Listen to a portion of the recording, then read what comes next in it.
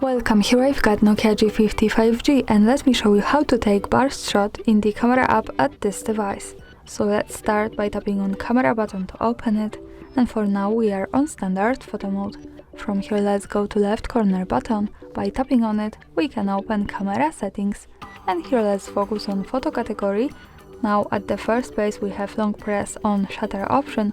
When we pick it we can change it between capture video quickly and burst shots. So let's stay on burst shots, and when we move back to the camera we should take bursts by simply tapping on the shutter button a little bit longer.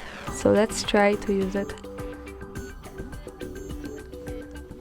And as you can see here we have the countdown, so we can take now the series of pictures in a really fast way, and the maximum number at once is 20.